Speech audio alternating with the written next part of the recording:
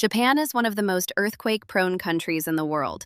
Throughout its history, the Japanese archipelago has been struck by countless major earthquakes. Buildings have collapsed, cities have been destroyed, and people's lives have been profoundly affected by these disasters. Yet there is one remarkable fact. In Japan, wooden buildings constructed more than 1,300 years ago still stand today. Among the most famous examples are the ancient structures of Horyuji Temple and Japan's iconic 5-story pagodas. These pagodas have experienced numerous major earthquakes throughout Japanese history, and astonishingly, there are no confirmed records of a 5-story pagoda collapsing due to an earthquake. Of course, not every pagoda stood directly above every earthquake's epicenter. However, over the centuries, these structures have endured approximately 46 earthquakes with magnitudes greater than 7.0, along with countless smaller earthquakes. In total, they have survived hundreds, possibly even more than 1,000, significant seismic events. Some pagodas have been lost to fire or lightning strikes, but at least in terms of earthquakes, Japan's 5-story pagodas have demonstrated extraordinary seismic resilience. This raises an obvious question. There was no reinforced concrete, no steel framework, no computer simulations. So how did ancient Japanese builders create structures that could withstand earthquakes so effectively? Even more surprisingly, their ideas are still alive today. Modern structures such as the Tokyo Skytree incorporate concepts inspired by these ancient pagodas. Today, we'll explore the remarkable earthquake-resistant technologies developed in ancient Japan. Secret number 1. The central pillar. Known as the Shinbashira. Inside every traditional 5-story pagoda stands a massive central pillar known as the Shinbashira. This single pillar runs through the center of the structure. At first glance, it appears to be the primary support holding up the entire building. But in reality, its design is surprisingly unusual. The Shinbashira is not completely integrated into the rest of the structure. The exact design varies from pagoda to pagoda, but in many cases, the pillar behaves relatively independently from the surrounding building. This characteristic plays a crucial role during earthquakes. When an earthquake occurs, the entire structure begins to sway. In most buildings, that movement spreads throughout the entire framework. In a pagoda, however, the central pillar can move slightly differently from the surrounding structure. Researchers believe this helps distribute and dissipate seismic energy. In modern engineering, this behavior is often compared to a tuned mass damper, or TMD. These devices are commonly used in skyscrapers. A massive weight is installed inside the building and allowed to move independently, helping to counteract the building's motion. In other words, ancient pagodas may have incorporated a concept surprisingly similar to technologies used in modern skyscrapers. Of course, the craftsmen who built these structures had no knowledge of modern physics. Yet, through centuries of observation and practical experience, they arrived at an extraordinarily effective seismic design. Secret number 2. The snake dance. Flexibility instead of rigidity. But the strength of a pagoda cannot be explained by the central pillar alone. Another critical factor is flexibility. To modernize, a stronger building seems like a more rigid building. The pagoda takes the opposite approach. Traditional pagodas were built using sophisticated wooden joinery techniques with very few metal nails. Individual pieces of wood were carefully carved and fitted together with remarkable precision. As a result, when an earthquake strikes, the building is able to move. Experiments have shown that the different stories of a pagoda do not move in perfect synchronization. Instead, each level sways at slightly different times.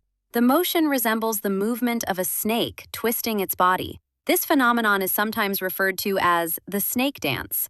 Because the movement is distributed throughout the structure, seismic energy is prevented from concentrating in a single location. Even more interestingly, the wooden components rub against one another during movement. This friction converts a portion of the earthquake's energy into heat. In effect, the structure acts like a natural shock absorber. The key idea is that traditional Japanese architecture does not try to fight earthquakes. Instead, it allows earthquakes to pass through. Rather than relying on brute strength, it relies on flexibility. That flexibility is one of the greatest strengths of the 5-story pagoda. Secret number 3. The philosophy of continuous repair. Yet earthquake-resistant design alone does not explain how these structures have survived for over 1,300 years. Another important factor is Japan's unique culture of preservation and repair. No wooden structure lasts forever. Rain causes damage. Insects attack the wood. Materials gradually decay.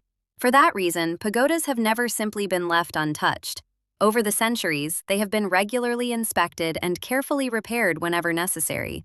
What makes this remarkable is the philosophy behind those repairs. A modern engineer might be tempted to add steel reinforcements, pour concrete, or install bolts. But that is generally not how traditional pagodas are preserved. Why? Because the traditional structure itself is the source of its seismic performance. If the building were excessively reinforced, its natural flexibility could be compromised. As a result, restoration efforts focus on replacing only damaged components, preserving the central pillar, and maintaining the original wooden joinery whenever possible. In other words, Japanese craftsmen chose not to replace ancient technology with modern technology. Instead, they chose to pass ancient technology on to future generations. That philosophy has helped these structures survive for more than 13 centuries. From ancient pagodas to modern skyscrapers.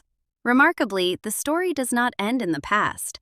The technologies behind the pagoda continue to influence modern architecture. One of the most famous examples is the Tokyo Skytree. Standing 634 meters tall, it is one of the tallest towers in the world. At its center is a massive structural core known as a shinbashira. It is not identical to the central pillar of a pagoda, but the underlying concept is similar. An independent central structure helps reduce vibrations by moving differently from the surrounding tower.